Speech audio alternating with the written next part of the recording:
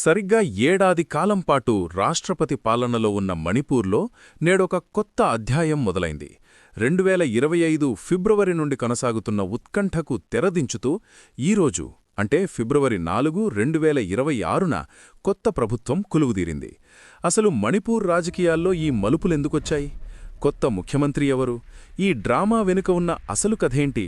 ఈ వీడియోలో వివరంగా తెలుసుకుందాం. మణిపూర్ కొత్త ముఖ్యమంత్రిగా బీజేపీ సీనియర్ నాయకుడు మాజీ స్పీకర్ యుమ్నం ఖేమ్చంద్ సింగ్ ప్రమాణ స్వీకారం చేశారు.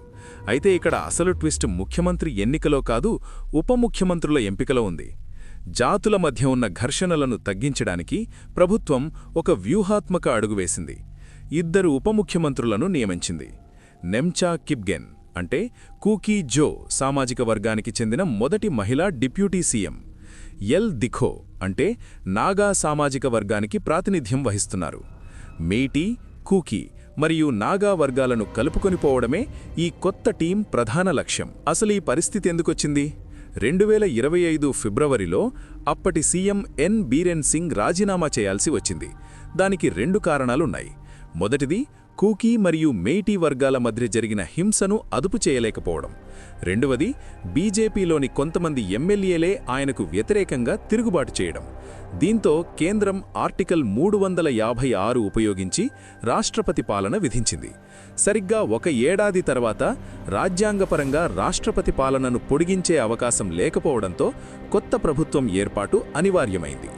ఈ ప్రభుత్వం ఏర్పడే ముందు కూడా చాలా డ్రామా జరిగింది. కాంగ్రెస్ పార్టీ హైకోర్టును ఆశ్రయించింది. అసెంబ్లీ సమావేశాలు సక్రమంగా నిర్వహించలేదని, ఇది రాజ్యాంగ విరుద్ధమని వాదించింది. ఆర్టికల్ 174 ప్రకారం అసెంబ్లీని రద్దు చేసి కొత్తగా ఎన్నికలు జరపాలని వారు కోరారు. కానీ అన్ని సవాళ్లను దాటుకొని బీజేపీ తన బలాన్ని నిరూపించుకొని కొత్త ప్రభుత్వాన్ని ఏర్పాటు చేసింది. ముఖ్యమంత్రి ఖేమ్చంద్ ముందున్న బాధ్యత చాలా పెద్దది. విడిపోయిన మనసులను కలపడం, శాంతిని పునరుద్ధరించడం ఇప్పుడు ఆయన ముందున్న సవాలు. మరి ఈ కొత్త ప్రభుత్వం మణిపూర్లో శాంతిని తెస్తుందా? మీ అభిప్రాయాన్ని కామెంట్స్లో తెలియచేయండి. మరిన్ని అప్డేట్స్ కోసం మా ఛానల్ను సబ్స్క్రైబ్ చేయండి.